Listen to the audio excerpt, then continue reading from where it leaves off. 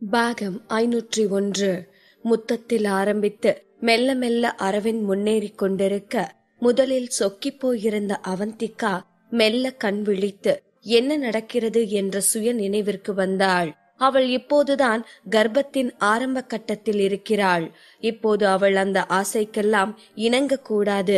இப்போது மட்டும் இது நடந்தது என்றால் அது அவளது குழந்தையின் உயிருக்கே ஆபத்தாக முடியும் என்பதால் தன் பலத்தை எல்லாம் கொடுத்து அரவிந்தை தள்ளியவள், அரவிந்த், என்ன விடுங்க, நான் ரெஸ்ட் ரூம் போகணும், நான் உடனே ரெஸ்ட் ரூம் போகணும், நீங்க என்னோட வயித்தை அழுத்திட்டு இருக்கீங்க, நான் இப்பவே ரெஸ்ட் ரூம் போகணும், என்னால கட்டுப்படுத்த முடியல என்று கத்த ஆரம்பித்தாள். அரவிந்த் வாயடைத்து போய் அவளையே பார்த்து கொண்டிருந்தான். என்ன நடக்கிறது என்பது அவனுக்கு புரியவில்லை. ஆனால் அவந்திகா உண்மையிலேயே கட்டுப்படுத்த முடியாதவள் போல் வயிற்றை பிடித்து கொண்டிருக்கவும் அரவிந்த் தன் பிடியை தளர்த்தி அவளை விடுவித்தான். அரவிந்த் அவள் மீது இருந்து எழுந்த அடுத்த நொடி அவந்திகா குதித்தெழுந்து பாத்ரூமிற்குள் ஓடிச் சென்றாள். உள்ளே சென்றவள் கதவை சாத்திவிட்டு கதவில் சாய்ந்து நின்றாள். அவள் இதயம் இன்னும் வேகமாக துடித்துக் கொண்டிருந்தது. சற்று நேரத்திற்கு முன் அவள் என்ன செய்ய பார்த்தாள்? அவள் மட்டும் கொஞ்சம் சுதாரிக்காமல் இருந்திருந்தால் இந்நேரம் அந்த அரவிந்த் அனைத்தையும் முடித்திருப்பான். ச்சே, கிரிமினல் மண்டையன், ஏமாத்தி ஏதேதோ பண்ணி விட்டுட்டான் என்று அரவிந்தை திட்டி தீர்த்தவள் மெதுவாக சுவாசித்து தன்னைத்தானே ஆசுவாசப்படுத்திக் கொண்டாள். இப்போது எப்படியோ அவனிடமிருந்து தப்பி வந்து விட்டாள். ஆனால் எப்போதும் அவனிடமிருந்து அவளால் தப்பிச் செல்ல முடியாது. அவள் விவாகரத்து பெற வேண்டும் என்று உறுதியாக சொல்லி இருந்தும் அவன் அவளை இந்த நிலைக்கு கொண்டு வந்திருக்கிறான் என்றால் டிவோர்ஸ் நோட்டீஸ் தானே, கொடுத்துட்டு போ, அதெல்லாம் நான் கண்டுக்க முடியாது என்பது போல்தான் அர்த்தம். அவள் கண்கள் சிவந்தது. என்ன செய்வது என்று தெரியாமல் அந்த பாத்ரூமிலேயே அங்கும் இங்கும் நடக்க ஆரம்பித்தாள் அவந்திகா. அதே நேரம் அரவிந்த் அவள் மீது எவ்வளவு ஆசையாக இருந்தான் என்பதை யோசிக்கும் போது அவள் முகம் வெட்கத்தில் சிவப்பதை அவளால் கட்டுப்படுத்த முடியவில்லை. அவள் நீண்ட நேரமாக அந்த பாத்ரூமிற்குள்ளேயே நின்று கொண்டிருந்தாள். இந்த இடத்தை விட்டு அரவிந்தின் கண்ணில் படாமல் எப்படி தப்பிச் செல்வது என்று அவளுக்கு தெரியவில்லை. சரியாக அந்த அறை கதவு தட்டப்படும் ஓசை அவளுக்கு கேட்டது. பிரின்ஸ் தான் அவள் அறை கதவை தட்டினான். லவ்தியா, நீங்க உள்ளதா இருக்கீங்கன்னு எனக்கு தெரியும், நான் உங்களை பார்க்கத்தான் வந்திருக்கேன், சீக்கிரம் கதவை திறங்க என்றான். அவ்வளவுதான். ஒரு குற்றவாளிக்கு பெரும் மன்னிப்பு கிடைத்தது போல் வேகமாக பாத்ரூம் கதவை திறந்த அவந்திகா மின்னல் வேகத்தில் அறை கதவிற்கு சென்றாள். அனைத்தும் மிக வேகமாக நடந்து முடிந்ததால் அரவிந்தால் அவளை தடுக்க முடியவில்லை. ஆனால் அவள் சென்ற வேகத்தை பார்த்தவனுக்கு ஒன்று மட்டும் நன்றாக புரிந்தது.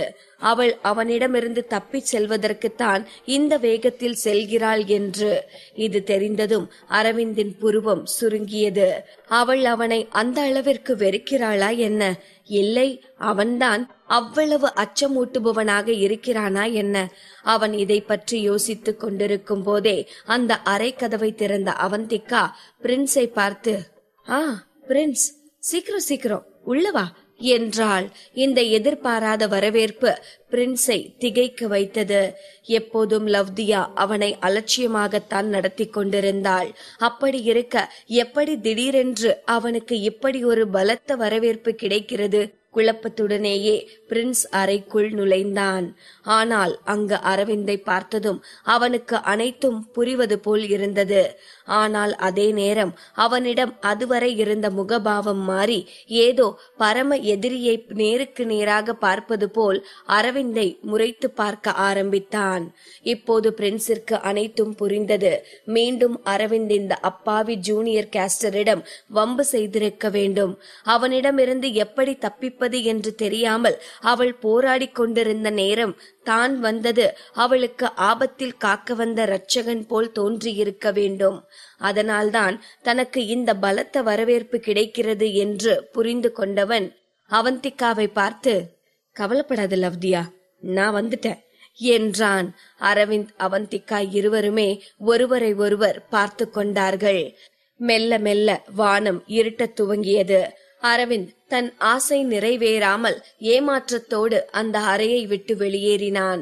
அதே நேரம் இங்கு சஞ்சய்க்கும் இந்த மாலை நேரம் நல்ல நேரமாக இருக்கவில்லை. அன்றைய நாளுக்கான ஷூட்டிங் முடிந்ததுமே சஞ்சய் தன் ஆடைகளை மாற்றிவிட்டு ஷூட்டிங் செட்டை விட்டு தீக்ஷியோடு வெளியேறினான்.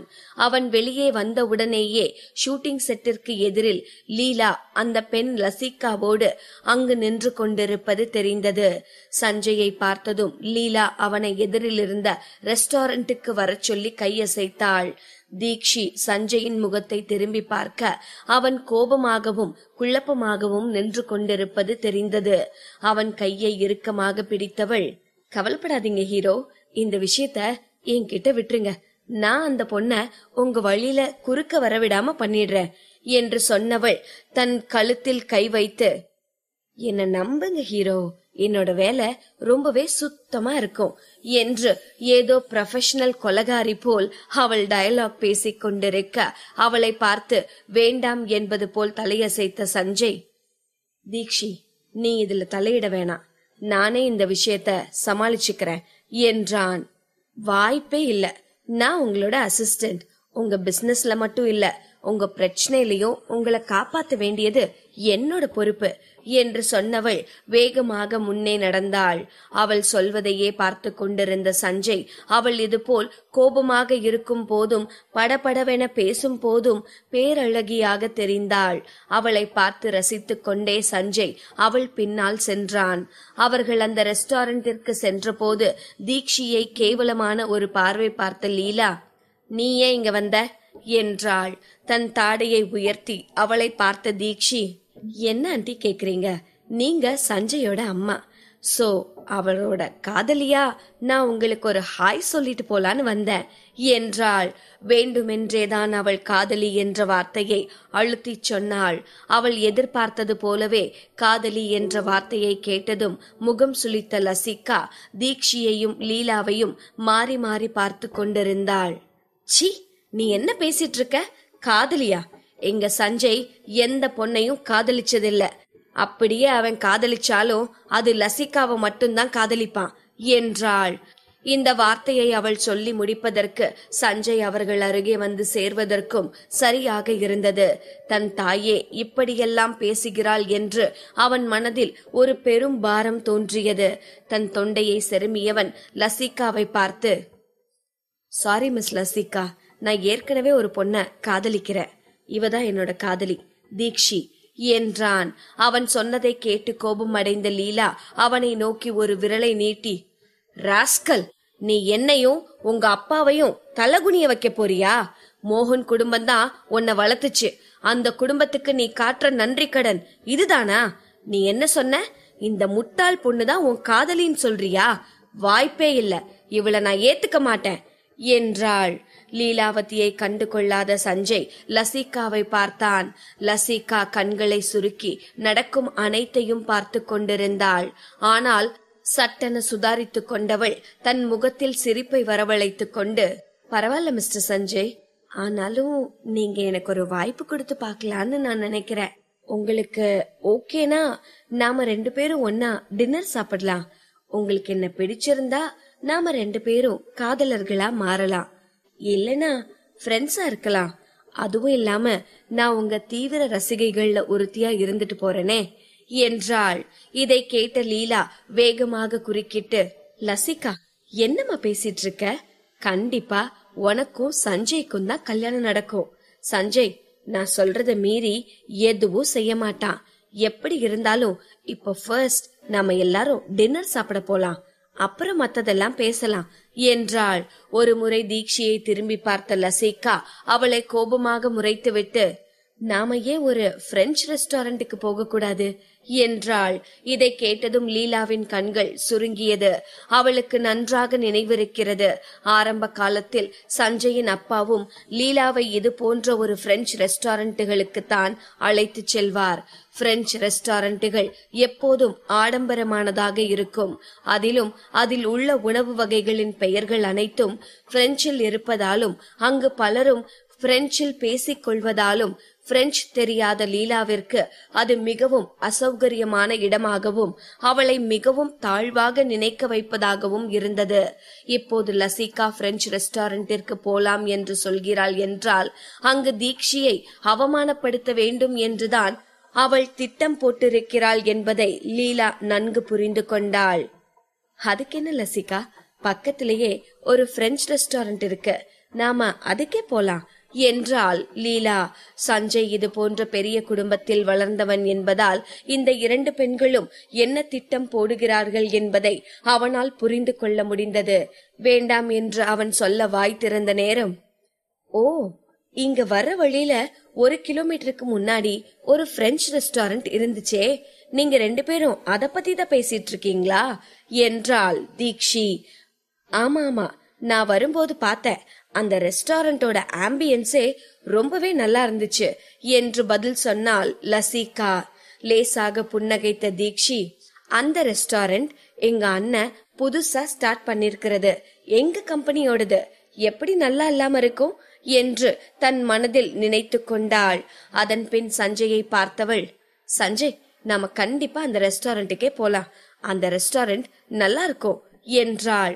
அவள் இப்படி சொல்லிவிட்ட பிறகு இனி சஞ்சயால் என்ன செய்ய முடியும்? அவனும் அந்த ரெஸ்டாரண்டிற்கு செல்ல ஒப்புக்கொண்டான்.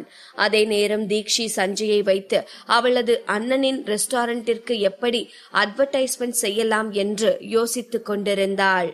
சஞ்சய் இந்த ரெஸ்டாரண்டிற்கு வந்ததை போட்டோ எடுத்து சோசியல் மீடியாவில் போட்டால் பத்தாதா, அதுவே பெரிய விளம்பரம் தானே என்று யோசித்தவள் இந்த ரெஸ்டாரண்டிற்கு தான் அட்வர்டைஸ்மெண்ட் செய்ததற்காக வீட்டிற்கு சென்றதும் தன் அண்ணனிடம் இதற்காக லாபத்தில் ஒரு பங்கை பிரித்து வாங்க வேண்டும் என்று நினைத்து கொண்டாள். அவர்கள் அந்த ரெஸ்டாரண்டை அடைந்ததும் லசிகா அனைவரையும் முந்திக் கொண்டு முன்னே சென்றாள். அங்கிருந்தவர் இவரை பிரெஞ்சு மொழியில் பேசி வரவேற்கவும் லசிகாவும் அவரிடம் பிரெஞ்சு மொழியிலேயே பதில் அளித்தாள். இந்த ரெஸ்டாரண்டை பொறுத்தவரை நாம் என்ன மொழியில் அவர்களிடம் பேசுகிறோமோ அந்த மொழியிலேயே நமக்கு பதில் அளிப்பார்கள். இப்போது லசிகா பிரெஞ்சில் பேசிவிட்டதால் அவர்கள் தொடர்ந்து பிரெஞ்சில் பேச ஆரம்பித்தனர். சில வார்த்தைகள் அவரோடு பேசியவள் பின் திரும்பி சஞ்சயையும் தீக்ஷியையும் பார்த்து, நான் நமக்கு பிரைவேட் ரூம் கொடுக்க சொல்லிருக்கேன், ஓகே தானே என்றாள். சஞ்சய் தலையசைத்தான், தீக்ஷியும் தலையசைத்தாள். அதே நேரம் லசிகாவின் அருகே வந்த சஞ்சயின் அம்மா லீலா அவளை புகழ்ந்து தள்ள ஆரம்பித்தாள். அடடே லசிகா, நீ ரொம்ப நல்லா பிரெஞ்சு பேசுறமா, ஆனா எங்க சஞ்சய்க்கு பிரெஞ்சு தெரியாது, அவன் அதை கத்துக்கவே இல்ல என்றாள். இதை கேட்டதும் சஞ்சயின் கண்கள் சுருங்கியது. ஆனால் அவன் எதுவும் பேசவில்லை. லீலா சொன்னதை கேட்டு மென்மையாக புன்னகைத்த லசிகா பின் அந்த வெயிட்டரை பார்த்து அவர்களது பிரைவேட் அறைக்கு பிரெஞ்சு மெனுவை எடுத்து வருமாறு சொல்லிவிட்டு அங்கிருந்து பிரைவேட் அறையை நோக்கி சென்றாள். அவள் தீக்ஷியை இழிவாக நினைக்க வேண்டும் என்றுதான் இப்படியெல்லாம் செய்து கொண்டிருக்கிறாள் என்பது தீக்ஷிக்கு புரிந்தது.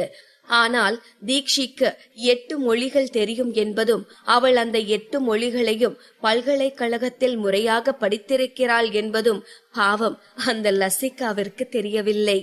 ஆனால் சஞ்சய்க்கு பிரெஞ்சு மொழி தெரியாது என்பது தீக்ஷிக்கு ஆச்சரியமாக இருந்தது. சில மாதங்களுக்கு முன் அவன் ஒரு பிரெஞ்சு படத்தில் ஒப்பந்தமான போது அந்த படத்தில் நடிக்கும் பிரெஞ்சு ஹீரோவிற்கும் சஞ்சய்க்கும் பேசிக் கொள்வதில் எந்த சிக்கலும் இல்லை என்று தானே போட்டிருந்தார்கள்.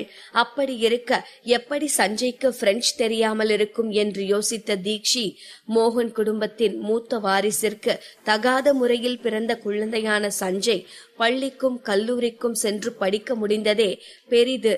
அப்படி இருக்க அவன் பிரெஞ்சு கற்றுக் கொள்ளாதது ஒன்றும் அவ்வளவு பெரிய விஷயமில்லை என்று தன்னை தானே சமாதானப்படுத்திக் கொண்டாள். பாகம் 502. லீலாவும் லசிகாவும் முன்னே செல்ல சஞ்சயும் தீக்ஷியும் அவர்களை தொடர்ந்து பிரைவேட் ரூமிற்கு சென்றார்கள். அங்கு சென்றதும் லீலா மீண்டும் லசிகாவை புகழ்ந்து தள்ள ஆரம்பித்தாள். எம்மா லசிகா, எப்படி இந்த சின்ன வயசுலயே நீ பிரெஞ்சு மாதிரி இவ்ளோ கஷ்டமான லாங்குவேஜ் எல்லாம் தெரிஞ்சு வச்சிருக்க? எங்க சஞ்சய்க்கு பிரெஞ்சு தெரியாதுங்கிறது எனக்கு ஒரே சங்கடமா இருக்கு. நீதான் ஃப்ரீயா இருக்கும்போது அவனுக்கு பிரெஞ்சு சொல்லி கொடுக்கணும் என்றாள். லீலாவின் பாராட்டுகளில் பூரித்து போன லசிகாவும் கண்டிப்பா ஆண்டி என்று பெருமிதத்தோடு பதிலளித்தாள். இதையெல்லாம் பார்த்து கொண்டிருந்த தீக்ஷிக்குத்தான் உள்ளுக்குள் புகைய ஆரம்பித்தது. என்னது, என்னோட ஹீரோவுக்கு நீ ஃப்ரெண்ட் சொல்லி கொடுக்கறியா? இத சாக்கா வச்சு அவர்கிட்ட நெருங்கலான்னு பாக்குறியா? வாய்ப்பே இல்லடி என்று தன் மனதில் கருவிக்கொண்டே தீக்ஷி கண்களை சுருக்கி லசிகாவை பார்த்து கொண்டிருந்தாள். அந்த நேரம் ஒரு வெயிட்டர் வந்து லசிகாவிடம் மெனு கார்டை நீட்டவும், மிஸ் தீக்ஷி கிட்ட நீங்க ஆர்டர் எடுங்க என்று சொல்லி அந்த வெயிட்டரை தீக்ஷியின் பக்கம் திசை திருப்பி விட்டாள். அந்த மெனு கார்டில் அனைத்தும் பிரெஞ்சு மொழியில் இருந்ததால் தீக்ஷிக்கு எதுவும் தெரியாமல் குழம்பி போய் குருட்டான் போக்கில் ஏதாவது ஒரு டிஷ்ஷில் கை வைத்து அதை கொண்டு வர சொல்வாள் என்று நினைத்திருந்தாள். அதற்கு ஏற்றாற்போல் தீக்ஷியும் அந்த மெனு கார்டை வாங்கியதும் முகத்தை அப்பாவியாக வைத்து எதுவும் தெரியாதவள் போல் அதை விரித்து பார்த்து கொண்டிருந்தாள். அவள் முகம் போன போக்கை பார்த்து லீலாவும் லசிகாவும் மௌனமாக சிரித்து கொண்டிருக்க, அவர்கள் துளியும் எதிர்பார்க்காத விதமாக அந்த வெயிட்டரை நிமிர்ந்து பார்த்த தீக்ஷி சரளமாக பிரெஞ்சில் பேசி ஒரு நீண்டதொரு ஆர்டரை சொல்ல ஆரம்பித்தாள். அனைவரது கண்களும் அதிர்ச்சியில் விரிந்தது. பொறுமையாக அனைத்து ஆர்டரையும் சொல்லி முடித்த தீக்ஷி பின்பு லசிகாவின் பக்கம் திரும்பி, சாரி மிஸ் லசிகா, நான் பிரெஞ்சுல ஒரு டிகிரி பண்ணிருக்கேன், அத உங்ககிட்ட சொல்ல மறந்துட்டேன் என்றாள். அதுவரை அதிர்ச்சியில் உறைந்து போயிருந்த லீலா சட்டென சுதாரித்து கொண்டு, உனக்கு பிரெஞ்சு தெரியறதுனால இப்போ என்ன ஆகிற போது? நீ எல்லாம் இத யூனிவர்சிட்டி போய் படிச்சிருக்க, ஆனா எங்க லசிகா சொந்த விருப்பத்தால படிச்சிருக்கா. அப்படியே நீ யூனிவர்சிட்டி போய் படிச்சு மட்டும் என்ன நல்லாவா பேசுற? நீ பேசுனத கேட்கையிலேயே நீ லசிகா பேசுனதுல பாதி அளவு கூட தெளிவா பேசலன்னு தெரியுது என்றாள். இந்த வார்த்தைகள் தீக்ஷியை கண்கள் சுருங்க வைத்தது. காதிருக்கும் எவருக்கும் தீக்ஷி எவ்வளவு சரளமாக பிரெஞ்சு பேசினாள் என்பது தெரியும். இருந்தாலும் லசிகா தன் தோல்வியை ஒப்புக்கொள்ள போவதில்லை. தன் தொண்டையை செருமியவள், மிஸ் தீக்ஷி பிரெஞ்சுலயே ஒரு டிகிரி பண்ணிருக்கதால அவங்க இவ்ளோ சரளமா பிரெஞ்சு பேசுறதுல எந்த ஆச்சரியமும் இல்ல. எப்படி ஒரு எக்ஸ்பர்ட் இங்க இருக்கீங்கன்னு தெரியாம நான் கொஞ்ச நேரத்துக்கு முன்ன கத்துக்குட்டி மாதிரி பிரெஞ்சு பேசிட்டு இருந்ததெல்லாம் நீங்க பெருசா எடுத்துக்க கூடாது. எனக்கு ஜாப்பனீஸ் கூட தெரியும் என்று சொன்னவள் தனக்கு முன்னால் நின்று கொண்டிருந்த வெயிட்டரை பார்த்து, உங்க ரெஸ்டாரண்ட்ல ஜாப்பனீஸ் ஃபுட்ஸ் கூட குடுக்கறீங்கன்னு நான் கேள்விப்பட்டேன், போங்க போய் ஜாப்பனீஸ் தெரிஞ்ச யாரையாச்சும் வர சொல்லுங்க என்றாள். அந்த வெயிட்டரும் தலையசைத்து விட்டு வெளியே சென்றார். அவர் வெளியே சென்ற சிறிது நேரத்திலேயே உள்ளே வந்த மற்றொரு வெயிட்டர் அவர்களிடம் தலை வணங்கி ஜாப்பனீஸ் மொழியில் வணக்கம் சொன்னார். அதன்பின் சிறிது நேரம் அந்த செஃப்பிடம் அவளுக்கு தெரிந்த அரைக்குறை ஜாப்பனீஸில் பேசிக் கொண்டிருந்த லசிகா பின் லீலாவை பார்த்து, ஆண்டி ஜாப்பனீஸ் ஃபுட்ல ரொம்ப ஃபேமஸ் மீன் தான் இவர் சொல்லிட்டு இருக்காரு என்றாள். இதை கேட்ட லீலா மீண்டும் மெய் மறந்து போய், வாவ் லசிகமா, நீ பிரெஞ்சும் நல்லா பேசுற, ஜாப்பனீஸும் தெரிஞ்சு வச்சிருக்க, சூப்பர்மா என்று சொன்னவள் ஒரு முறை தீக்ஷியை முறைத்து பார்த்து விட்டு, லசிகா, நம்மள மாதிரி பணக்கார குடும்பத்துல இருக்கிறவங்க சும்மா டைம் பாஸுக்காக நிறைய மொழி தெரிஞ்சு வச்சிருப்போம். மத்தவங்க மாதிரி அதுவே தொழிலாலாம் படிச்சு தெரிஞ்சுக்க வேண்டிய அவசியம் நமக்கு இல்ல என்றாள். அதற்குள் அந்த வெயிட்டர், மேடம் உங்களுக்கு எவ்வளவு கிலோ மீன் வேணும் என்று கேட்கவும், ஓகே, நீங்க அந்த பொண்ணு கிட்ட கேட்க விரும்புறீங்களா? தாராளமா கேட்கலாம் என்று சம்பந்தமே இல்லாமல் பதில் சொன்னாள் லசிகா. அந்த வெயிட்டர் பாவம் என்ன பேசுவது என்று தெரியாமல் பேந்த விழித்துக் கொண்டிருந்தார். அதே நேரம் லீலா லசிகாவை பார்த்து, என்னாச்சுமா, அந்த வெயிட்டர் என்ன கேக்குறாரு என்று கேட்கவும், அது ஒண்ணும் இல்ல ஆண்டி, மிஸ் தீக்ஷி பார்க்க ரொம்ப அழகா இருக்காங்களாம், அதான் வெயிட்டர் அவங்க கிட்ட ஆர்டர் எடுக்கணும்னு நினைக்கிறார் போல என்று யாருக்கும் ஜாப்பனீஸ் தெரியாது என்னும் நம்பிக்கையில் லசிகா கதையடித்துக் கொண்டிருக்க, அவள் துளியும் எதிர்பார்க்காத நேரம் அந்த வெயிட்டரோடு சரளமாக ஜாப்பனீஸ் பேச ஆரம்பித்தாள் தீக்ஷி. இது லசிகாவிற்கு பேரதிர்ச்சியாக இருந்தது. ஒரு சாதாரண பெண் பிரெஞ்சு தெரிந்து வைத்திருக்கிறாள் என்றால் அது அவள் படித்த பாடம் என்பதால் ஆச்சரியப்படுவதற்கு இல்லை. ஆனால் அவள் ஜாப்பனீஸும் எப்படி தெரிந்து வைத்திருக்க முடியும்? இதையெல்லாம் யோசித்த லசிகா குழம்பிக் கொண்டிருக்க, அவர்களை திரும்பி பார்த்த தீக்ஷி, வெயிட்டர் எவ்வளவு மீன் வேணும்னு கேட்டாரு. நான் 1 கிலோ கொண்டு வர சொல்லிருக்கேன். 4 பேர் இருக்கோம், சோ 1 கிலோ தானே கரெக்டா இருக்கும் என்றாள். இப்போது லீலாவின் முகத்தில் தெளிவாகவே அதிர்ச்சி தெரிந்தது. தீக்ஷியை கூர்ந்து பார்த்தவள், உனக்கு உனக்கு எப்படி ஜாப்பனீஸ் தெரியும் என்று கேட்டாள். ஓ அதுவா ஆண்டி, நான் ஜாப்பனீஸ்லயும் ஒரு டிகிரி பண்ணிருக்கேன் என்று மிகவும் கூலாக சொன்னாள் தீக்ஷி. இன்னும் அதிர்ந்து போன லீலா எச்சில் விழுங்கி, இன்னும் எத்தனை மொழியில நீ டிகிரி பண்ணிருக்க என்று கேட்கவும் கீழே குனிந்த தீக்ஷி ஏதோ பள்ளி குழந்தைகள் விரல் விட்டு எண்ணுவது போல ஒவ்வொரு விரலாக விட்டு, லாட்டின், ஜெர்மன், இங்கிலீஷும் கணக்குல வருமா என்று கேட்டவள், எனக்கு நிறைய தெரியாது ஆண்டி, மொத்தம் 8 மொழி தான் தெரியும் ஆண்டி என்றாள்.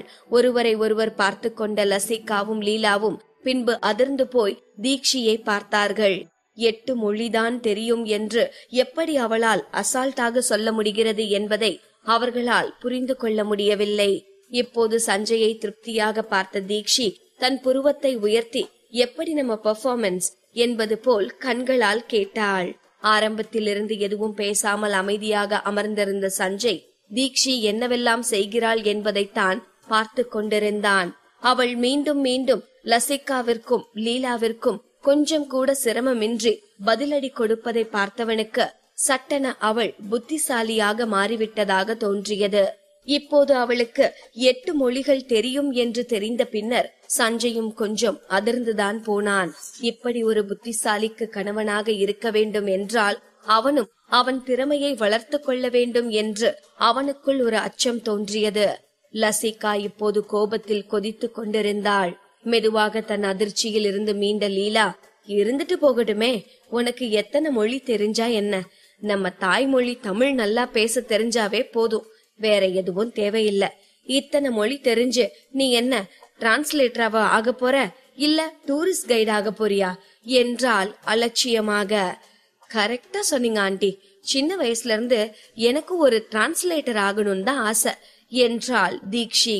ஆனால் அந்த வேலை மிகவும் கடினமாக இருக்கும் என்பதாலும் அந்த வேலை அவ்வளவு மதிப்பு மிக்கதாக கருதப்படாததாலும் அவளது அண்ணன் அவளை டிரான்ஸ்லேட்டராக அனுமதிக்கவில்லை. ஆனால் தீக்ஷி சொன்னதை கேட்ட லசிகாவும் லீலாவும் அதை வேறு விதமாக புரிந்து கொண்டார்கள். அவள் ஆசைப்பட்டபடி அவளால் டிரான்ஸ்லேட்டர் ஆக முடியவில்லை.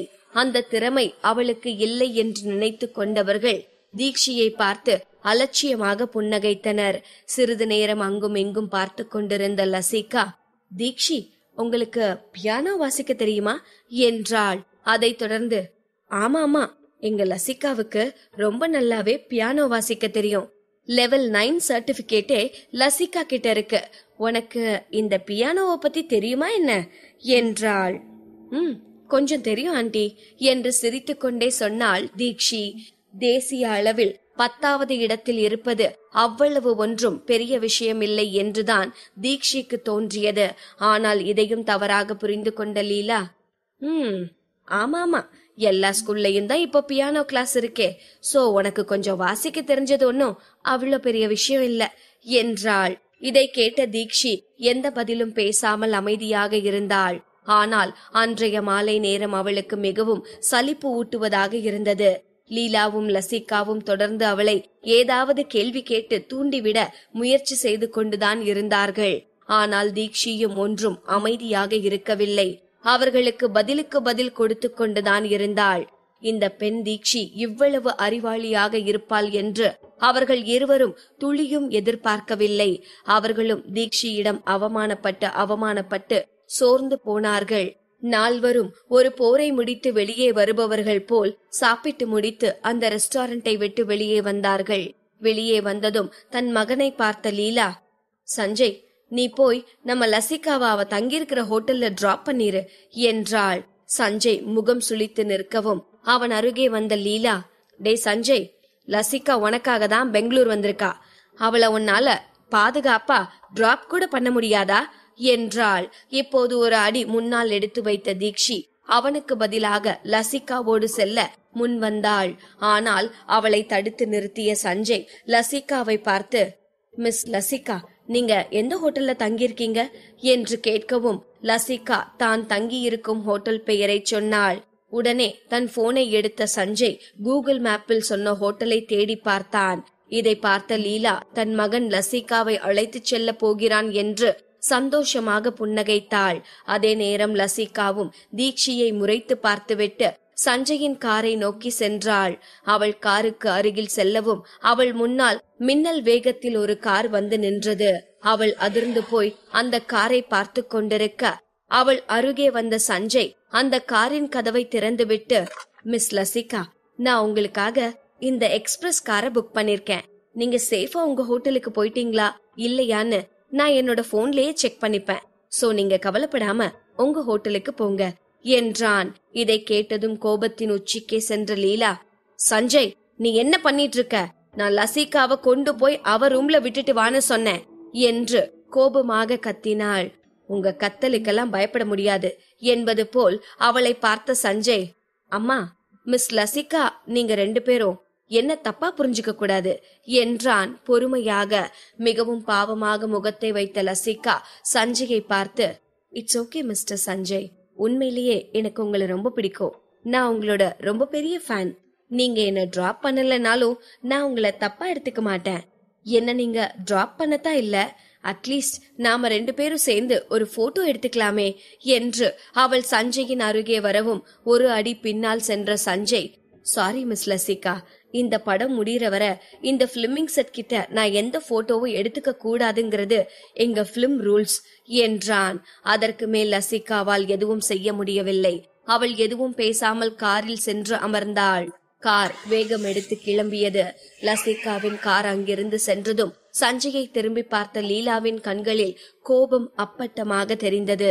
நல்லது, ரொம்ப நல்லது சஞ்சய், இப்போ நீ வளர்ந்துட்டேன்னு உன் இஷ்டத்துக்கு ஆடிட்டு இருக்கியா? இப்போ நீ என்னையும் உங்க அப்பாவையும் மதிக்கிறதில்ல. இருந்துக்கோ, இப்படியே இருந்துக்கோ. எனக்கு இப்படி ஒரு பையனே இல்லைன்னு நான் நினைச்சுக்கிறேன். ஆனா ஒண்ணு, இந்த கல்யாணம் நீ தனிப்பட்ட முறையில எடுக்கிற முடிவு கிடையாது. இதுல நம்ம குடும்ப பிசினஸும் சம்பந்தப்பட்டிருக்கு. உங்க அப்பா பேரையும் என் பேரையும் கெடுத்து நடுத்தருவுல விட்டுறாத என்றாள் கோபமாக. அவளை கோபமாக பார்த்த சஞ்சய், அம்மா, மத்த விஷயத்தெல்லாம் நீங்க என்ன சொன்னாலும் நான் கேக்குறேன். ஆனா என் கல்யாண விஷயத்துல நீங்க சொல்றத என்னால கேட்க முடியாது. நான் தீக்ஷியை தான் கல்யாணம் பண்ணிப்பேன் என்று உறுதியாக சொன்னவன் தீக்ஷியின் கையை பிடித்து அழைத்து கொண்டு அந்த இடத்தை விட்டு சென்றான்.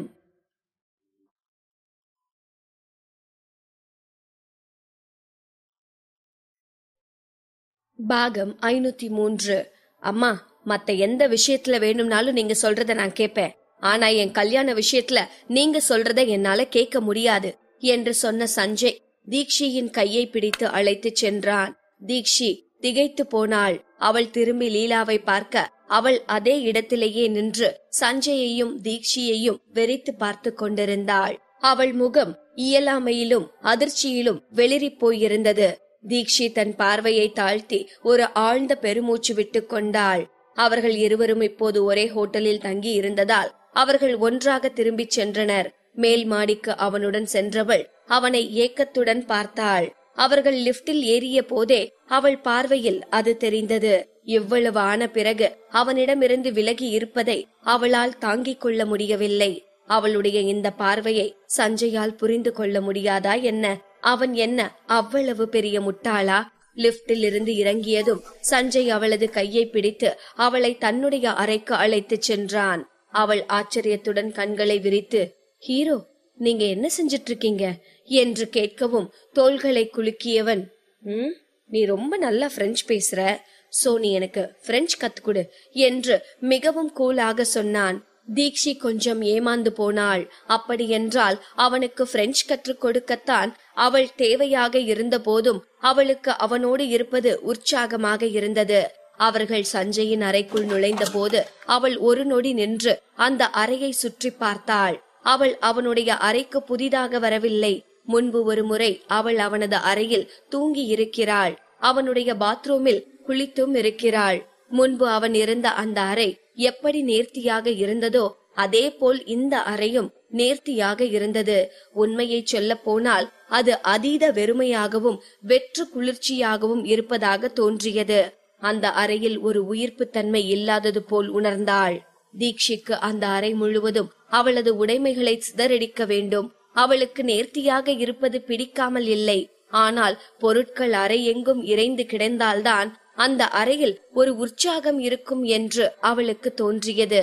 என்ன செய்யலாம் என்று சுற்றி முற்றி பார்த்தவள் பின்பு தன் ஹேண்ட்பேக்கில் எப்போதும் அவள் வைத்திருக்கும் ஒரு பிங்க் நிற குவளையை எடுத்து டேபிளில் வைத்தாள். அந்த குவளை அங்கு வைக்கப்பட்டதும் அந்த அறைக்கே ஒரு உயிரோட்டம் வந்தது போல் உணர்ந்தவள் மான்குட்டி போல் குதித்து கொண்டு பெட்டை நோக்கி சென்றாள். அவளுக்கு பின்னால் வந்த சஞ்சய் அவன் அறையில் புதிதாக வந்திருக்கும் அந்த பிங்க் நிற குவளையை பார்த்து ஒரு நொடி நின்றான். ஆனால் அதைத் தொடர்ந்து அவனது வெளிப்பாடு இயல்பு நிலைக்கு திரும்பியது. அவன் முகத்தில் மெல்லிய புன்னகை அவனை அறியாமல் வந்து ஒட்டிக்கொண்டது. மெதுவாக அந்த சிவப்பு குவளையை தன் கையில் எடுத்தவன் அதில் சூடான நீர் ஊற்றி டீ தயார் செய்ய ஆரம்பித்திருந்தான். அவனுக்கு சற்று தூரத்தில் நின்று பாட்டிலில் இருந்து தண்ணீர் குடித்துக் கொண்டிருந்த தீக்ஷி, ஓகே ஹீரோ, நான் உங்களுக்கு ரொம்ப ஈஸியான பிரெஞ்சு வார்த்தையெல்லாம் முதல்ல சொல்லி கொடுக்கறேன். இப்போ எதுல இருந்து ஆரம்பிக்கலாம்? நீங்க என்ன தெரிஞ்சுக்க விரும்புறீங்க என்றாள். சஞ்சய் கொஞ்சம் கூட யோசிக்காமல் மிகவும் கூலான குரலில் லவ் ப்ரப்போசல் என்றான். இதை கேட்ட தீக்ஷி அதிர்ந்து போய் தான் குடித்துக் கொண்டிருந்த தண்ணீரை கூட வெளியே துப்பினாள். என்ன என்ன சொன்னீங்க சஞ்சய் என்று அவள் மீண்டும் திகைப்போடு கேட்கவும், லவ் ப்ரப்போசல் சொல்லி கொடுக்க சொல்லி கேட்டேன் என்று மிகவும் கூலாக பதில் சொன்னான். அவன் குரலில் இருந்த உறுதியை பார்த்து தீக்ஷி மென்மையான குரலில், ஜெட்டம் ஜெவக் ரெஸ்டர் அவக் டாய் ஃபோர் ஜூர்ஸ், நான் உன்னை காதலிக்கிறேன், கடைசி வர உன் கூட இருக்க ஆசைப்படுறேன் என்றாள். இதை கேட்ட சஞ்சய் மிகவும் சீரியஸான முகபாவத்தோடு, எனக்கு புரியுது என்று மட்டும் சொல்லவும், ஹலோ மிஸ்டர் சஞ்சய், என்ன புரியுதுன்னு மட்டும் சொல்றீங்க? நீங்க இந்த சென்டென்ஸ திருப்பி சொல்லணும் என்றாள். இதை கேட்டதும் சட்டென இருமிய சஞ்சய், அது எனக்கு இந்த வார்த்தையெல்லாம் கொஞ்சம் கஷ்டமா இருக்கு, சோ நம்ம இதோட இந்த கிளாஸ முடிச்சுப்போம் என்றான். இதை கேட்டதும் தீக்ஷியின் மண்டைக்குள் அலாரம் அடிக்க ஆரம்பித்தது. ஏதோ இப்போது அவள் அவனுக்கு தன் காதலை ப்ரப்போஸ் செய்தது போல் தோன்றியது. சட்டென நிமிர்ந்து சஞ்சயை பார்த்தாள். அவன் எப்போதும் இயல்பான முகபாவத்தோடு அமர்ந்திருந்தான். அவன் முகத்தில் எந்த குறும்புத்தனத்திற்கான அறிகுறியும் தெரியவில்லை. ஒருவேளை நாம தான் ஓவரா கற்பனை பண்ணிக்கிறோமோ? இவன் நம்மள பிளான் பண்ணி லவ் சொல்ல வைக்கலையா? நாம தான் அவனை தப்பா நினைச்சிட்டோம் போல. என் ஹீரோ தங்கமானவன் என்று அந்த கிரிமினலின் சில்மிஷத்தை பற்றி ஒன்றும் தெரியாத இந்த அப்பாவி பெண் மனதில் நினைத்து கொண்டிருக்க, அவள் எண்ணங்களுக்கு அணை போடும் விதமாக, பிரெஞ்சுல கிளாஸுக்கு என்ன என்றான் சஞ்சய். வேர் என்றாள் தீக்ஷி. அதை தொடர்ந்து, ஓகே, அப்போ பிங்க் கலருக்கு என்ன என்றான் சஞ்சய். இப்படியாக இருவரும் இதுபோல் சின்ன சின்ன வார்த்தைகளை பிரெஞ்சில் பேசிக் கொண்டிருந்தார்கள். ஒரு கட்டத்தில், வாவ் தீக்ஷி, நீ ரொம்பவே அழகா பிரெஞ்சு பேசுற என்று பாராட்டினான் சஞ்சய். நாம் காதலிக்கப்படுபவரால் பாராட்டப்படுவது எப்போதுமே ஒரு தனி சந்தோஷத்தை தரும் தானே. தீக்ஷி வெட்கப்பட்டு கொண்டே மென்மையாக புன்னகைத்தாள். நேரம் மின்னல் வேகத்தில் கடந்து சென்றது. சட்டென மணி இரவு 11 மணி ஆகிவிட்டிருந்தது. இருவரும் ஒருவரோடு ஒருவர் சந்தோஷமாக பேசிக் கொண்டிருந்தார்கள். இருவருக்கும் ஒரு பொட்டு தூக்கம் வரவில்லை, டயர்டாகவும் இல்லை. ஆனால் ஒரு கட்டத்தில் மணியை பார்த்த தீக்ஷி நாளைக்கு சஞ்சய்க்கு படப்பிடிப்பு இருப்பதை நினைவு கூர்ந்து, ஓகே சஞ்சய், நான் இப்ப கிளம்புறேன், நாளைக்கு காலையில சீக்கிரமே கிளம்பி வரேன், நாம 2 பேரும் ஷூட்டிங் போலாம் என்றாள். சஞ்சயும் தலையசைத்தான். தீக்ஷி அந்த அறையை விட்டு சென்று சிறிது நேரத்திலேயே அவனது செல்போன் அடித்தது. அதில் தெரிந்த பெயரை பார்த்தவன் ஒரு மெல்லிய புன்னகையோடு போனை அட்டன் செய்தான். எதிர்ப்புறத்திலிருந்து சரளமான பிரெஞ்சு வார்த்தையில், ஹலோ சஞ்சய், எப்படி இருக்க? பேசி ரொம்ப நாள் ஆகுது என்று ஒரு குரல் கேட்டது. இவர் ஒரு புகழ்பெற்ற பிரெஞ்சு ஆக்டர். ஒரு விளம்பரத்தில் இருவரும் ஒன்றாக சேர்ந்து நடித்ததிலிருந்து நல்ல நண்பர்களாகி இருந்தார்கள். அவரை கண்ட மறுகணத்தில் சஞ்சய் மிக சரளமாக பிரெஞ்சில் பேசத் தொடங்கினான். ஹாய், எப்படி இருக்கீங்க என பிரெஞ்சிலேயே கேட்டான். அவன் பேசியது அவ்வளவு நேர்த்தியாக இருந்தது. அதை வெளியில் நின்றபடி தீக்ஷி கேட்டுக் கொண்டிருந்தாள். ஆனாலும் சஞ்சய் அவனுக்கு பிரெஞ்சு தெரியாது என்று சொல்லி அவளை ஏமாற்றிவிட்டான் என்றெல்லாம் அவளுக்கு கோபம் வரவில்லை. மாறாக அவளுக்கு அது மகிழ்ச்சியாக இருந்தது. அவளுடைய ஹீரோ அவளிடம் விளையாடி இருக்கிறான் என்று நினைத்தவள் வேகமாக அவளது அறைக்குள் சென்று மெத்தையில் படுத்தபடி இன்று அவள் சஞ்சயுடன் கழித்த பொழுதுகளை பற்றியே யோசித்துக் கொண்டு மகிழ்ச்சியாக இருந்தாள். அப்படியே தூங்கியும் போனாள். மறுநாள் காலை ஷூட்டிங் ஸ்பாட்டிற்கு சஞ்சயுடன் சென்றாள். சஞ்சய் நடித்துக் கொண்டிருக்கும் பொழுது அதை தூரத்திலிருந்து ரசித்துக் கொண்டிருந்தாள். அப்போது அங்கு வந்த பணியாளர், தீக்ஷி, உங்களை தேடி ஒருத்தவங்க வந்திருக்காங்க என்றார். தன்னை தேடி இந்த இடத்திற்கு யார் வந்திருக்கிறார்கள் என்று யோசித்துக் கொண்டே தீக்ஷி எழுந்து போய் பார்த்தாள். அங்கு லசிகா நின்று கொண்டிருந்தாள். அவளை அங்கு கண்டதும் தீக்ஷிக்கு ஆச்சரியமாக இருந்தது. தீக்ஷி வந்ததும் அவள் அருகில் வேக வேகமாக நடந்து வந்த லசிகா, உன்கிட்ட ஒரு டீல் பேசிட்டு போலான்னு வந்தேன். உன்னோட ஸ்டேட்டஸுக்கும் சஞ்சயோட ஸ்டேட்டஸுக்கும் கொஞ்சம் கூட ஒத்து போகாது. ஆனா நான் அப்படி இல்ல. நான் ஒரு பணக்கார குடும்பத்து பொண்ணு. சஞ்சய் எனக்குத்தான் சரியான ஜோடியா இருப்பாரு என்று சொன்னவள் தனது ஹேண்ட்பேக்கில் இருந்து ஒரு செக்கை எடுத்தாள். பின்னர் தீக்ஷியை பார்த்து, நீ சஞ்சய விட்டு போயிரு. நான் சொல்றது உனக்கு வேடிக்கையா தெரியலாம், ஆனா நான் ரொம்ப சீரியஸா பேசிட்டு இருக்கேன். இந்தா, இது பிளாங்க் செக். இதுல உனக்கு எவ்வளவு வேணுமோ ஃபில் பண்ணிக்கோ. 10 லட்சம் தரேன், ஓகேவா என்றாள் லசிகா. அவள் பேசியதையெல்லாம் கேட்ட தீக்ஷிக்கு அதிர்ச்சியாக இருந்தது. என்ன பேசுறா இவ? சஞ்சய 10 லட்சம் ரூபாய்க்கு வாங்கலான்னு பாக்குறாளா? அப்புறம் என்னோட ஸ்டேட்டஸ பத்தி எல்லாம் வேற பேசுறா. அத பத்தி பேசுறதுக்கு அவளுக்கு என்ன தகுதி இருக்கு என்று மனதிற்குள்ளேயே நினைத்து கொண்ட தீக்ஷி லசிகாவை பார்த்து சிரிக்க தொடங்கினாள். அவள் லசிகாவை தீர்க்கமாக பார்த்து, லசிகா, நான் யாருன்னு உனக்கு தெரியுமா என்று கேட்டாள். அதை கேட்டதும் லசிகாவிற்கு உடனே சிரிப்பு வந்துவிட்டது. யார் நீ? ஒரு சாதாரண பிரெஞ்சு தெரிஞ்சு வச்சிருக்கிற ஒரு பொண்ணு. உனக்கு எதுவும் பெரிய ஸ்டேட்டஸ் இருக்குதா என்ன என்று கேட்டாள் லசிகா. லசிகா சொன்னதை கேட்டு அப்படியே திகைத்து போய் நின்றாள் தீக்ஷி. சிறு வயதிலிருந்தே அவளை அவளது அண்ணன் தீபக் மிகவும் பாதுகாப்பாகவும் கவனமாகவும் வளர்த்து வந்தான். அவனது சிறு வயது அனுபவங்களிலிருந்து அவர்களுக்கு ஆபத்துகள் நிறைய இருப்பதால் எப்பொழுதுமே தீக்ஷியை பாதுகாப்பதில் அவன் மிகுந்த அக்கறை எடுத்துக்கொண்டான். அவள்தான் அவளது தங்கை என்பது கூட அவன் பொது வெளியில் அறிமுகம் செய்ததில்லை. தீபக்கிற்கு ஒரு தங்கை இருக்கிறாள் என்று தெரிந்தாலும் கூட அது தீக்ஷிதான் என்று நெருங்கிய நண்பர்களை தவிர வேறு யாருக்கும் தெரியாது. அவள் முகத்தை பார்த்தவர்களின் எண்ணிக்கையும் மிக மிக குறைவு.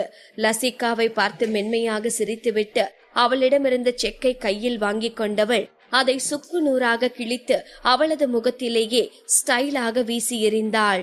பிறகு லசிகாவை பார்த்து, நாளைக்கு லக்ஷயா வருவா, அவ வந்து சொல்லுவா நான் யாருன்னு என்று சொன்னாள் தீக்ஷி. லக்ஷயா என்ற பெயரை கேட்டதும் லசிகாவின் கண்கள் சுருங்கியன. லக்ஷயாதான் ரங்கன் குடும்பத்தின் உண்மையான வாரிசு. அவரது சட்டப்பூர்வமான முதல் மனைவிக்கு பிறந்த பெண் குழந்தை லசிகாவிற்கு அக்கா. அவளது அப்பாவிற்கு லசிகாவை பிடித்திருந்தாலும் கூட அவருக்கு லக்ஷயாவைத்தான் மிகவும் பிடிக்கும். இவர்கள் இருவரையும் ஒப்பிட்டு பார்த்தால் லக்ஷயா வானத்து நட்சத்திரம் என்றால் லசிகா வெறும் தரையில் இருக்கக்கூடிய தூசிதான். எனவேதான் லசிகாவிற்கு லக்ஷயாவின் பெயரை கேட்டதும் பயம் தொற்றிக் கொண்டது. அவள் தீக்ஷியை பிடித்துக் கொண்டு உலுக்கியவாறே, என்ன பண்ண போற நீ? சொல்லு, அவகிட்ட என்ன சொல்ல போற என பதட்டமாக கேட்டாள். பெருசா ஒண்ணும் இல்ல, அவ உனக்கு நல்ல விஷயங்கள் எல்லாம் சொல்லி கொடுத்து வளர்க்காம விட்டுட்டா. அதான் ஏன் அப்படி வளர்த்துட்டேன்னு அவளை கேட்க போறேன் என்று சொன்னாள் தீக்ஷி. தீக்ஷிக்கு இருந்த ஒரு சில தோழிகளில் லக்ஷயாவும் ஒருத்தி. லசிகாவுடன் ஒப்பிடும் போது லக்ஷயா பழகுவதற்கு இனிமையானவளாகவும் அன்பானவளாகவும் இருந்தாள். அதனால்தான் இவ்வளவு உரிமையாக லக்ஷயாவை பற்றி பேசுகிறாள் தீக்ஷி. லசிகாவிடம் இதை சொல்லிவிட்டு அங்கிருந்து கிளம்பி மீண்டும் ஷூட்டிங் ஸ்பாட்டிற்கு சென்று விட்டாள் தீக்ஷி. அப்போது தனது போனை எடுத்து லக்ஷயாவிற்கு டயல் செய்தாள். போனை உடனே எடுத்துவிட்ட லக்ஷயா, ஹேய் தீக்ஷி, எப்படி இருக்க நீ? ஏன் இத்தனை நாளா ஒரு போன் கூட பண்ணல? இங்க நான் ஒருத்தி இருக்கேங்கிறதையே மறந்துட்டியா என்ன என ஆரவாரமாக கேட்டாள். நான் இங்க பெங்களூர்ல இருக்கேன். இங்க உன் தங்கச்சி என்னோட பாய் ஃப்ரெண்ட என்கிட்ட இருந்து தூக்கிட்டு போகலான்னு பிளான் போட்டுட்டு இருக்கா. இதை என்னன்னு நீ கேட்க மாட்டியா என கேட்டாள். அதே நேரம் தீக்ஷி தனது அக்காவிடம் சொல்ல போகிறேன் என்று சொன்னதில் அதிர்ச்சி அடைந்திருந்த லசிகா உடனே தன்னுடைய ஹோட்டல் ரூமிற்கு திரும்பினாள். அவள் லக்ஷயா வந்து விடுவாளோ என்பதை பற்றியே யோசித்துக் கொண்டிருந்தாள். பிறகு எதையோ புரிந்து கொண்டதை போல தனக்குள்ளேயே சிரித்து கொண்டாள். அவளுக்கு எவ்வளவு திமிரு! எனக்கு லக்ஷயான ஒரு அக்கா இருக்கிறத எங்கேயோ கேள்விப்பட்டுட்டு அவ பேரை மட்டும் வச்சு என்கிட்ட ஆட்டம் காட்டிட்டு இருக்கா.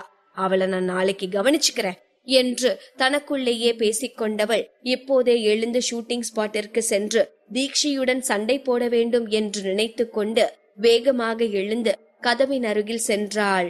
அவள் அந்த கதவை திறந்ததும் அவளது தலையே சுற்றிவிடும் போல இருந்தது. ஆம், அங்கு லக்ஷயா நின்று கொண்டிருந்தாள்.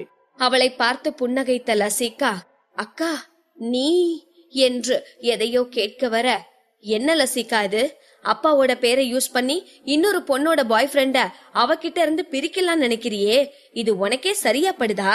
இதுக்காக தான் நீ பெங்களூர் வந்திருக்கியா என்று வந்ததும் வராததுமாக மிகவும் கோபமாக பேசினாள் லசிகா.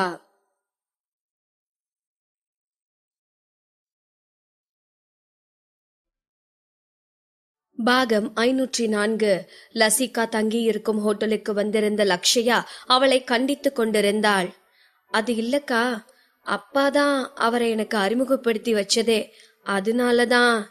சி, வாய மூடு. என் தங்கச்சியா இருந்துட்டு நீ இப்படி எல்லாம் பண்ணுவேன்னு நான் நினைக்கவே இல்லை என்று சொன்னவள் அவளை கன்னத்தில் பளாரென அறைந்தாள். ஒரு நிமிடம் அப்படியே மூச்சு திணறி போனது லசிகாவிற்கு. யாரு? அந்த தீக்ஷி தானே உன்னை இங்க வர சொன்னா? அவளுக்கும் உனக்கும் என்ன சம்பந்தம் என்று கேட்டாள் லசிகா. அவளும் நானும் ஸ்கூல் ஃப்ரெண்ட்ஸ் என்று லக்ஷயா சொன்னதும், ஓ, ஸ்கூல் ஃப்ரெண்டுக்காக உன் தங்கச்சியவே அடிச்சிட்டேல, இது அப்பா கிட்ட சொல்றேன், அவர்தான் எனக்கு நியாயம் சொல்லணும் என்று கூறிய லசிகா சட்டென அழத் தொடங்கினாள். அந்த பொண்ணு ஏன் உனக்கு அவ்வளவு முக்கியமா போயிட்டா? யார் அவ? பணக்காரி ஆகணும்னு ஆசைப்பட்டு வேற எந்த வழியும் தெரியாம கடைசியா சஞ்சய் பின்னாடி சுத்திட்டு இருக்கா, அவ்வளவுதானே? எனக்கு சஞ்சய பிடிச்சிருக்கு, நான் அவரைத்தான் லவ் பண்ணுவேன். அதுக்கு அவ இடைஞ்சலா இருந்தானா அவளை நான் அவர்கிட்ட இருந்து பிரிக்கிறதுக்கான எல்லா வேலையும் பாப்பேன் என்று மிகவும் உறுதியாக சொன்னாள் லசிகா. லசிகா பேசியதை கேட்டு ஏளனமாக சிரித்த லக்ஷயா, உனக்கு தீக்ஷிய பத்தி என்ன தெரியும்?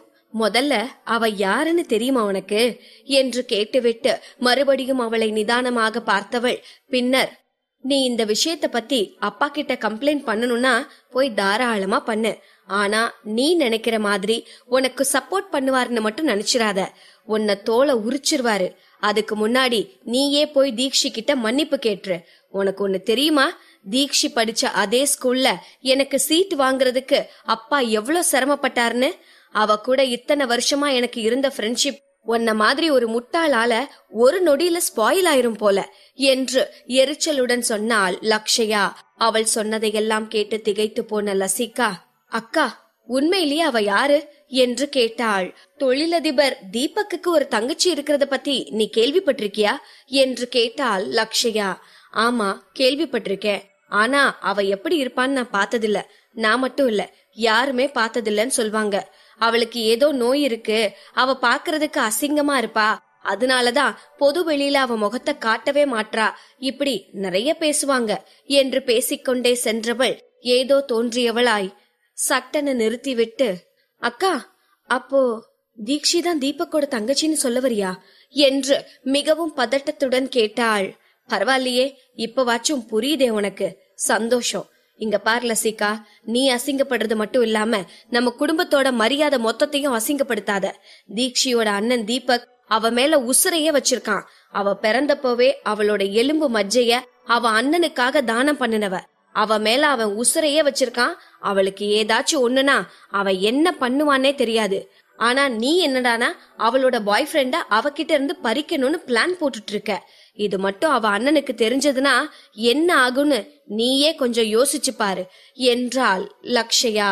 அவள் இவ்வாறு சொன்னதை கேட்டதும் லசிகாவின் உடம்பு முழுக்க பயம் பரவ தொடங்கியது. உடனே லசிகா லக்ஷயாவின் அருகில் வேகமாக சென்று அவள் கால்களில் விழுந்தாள்.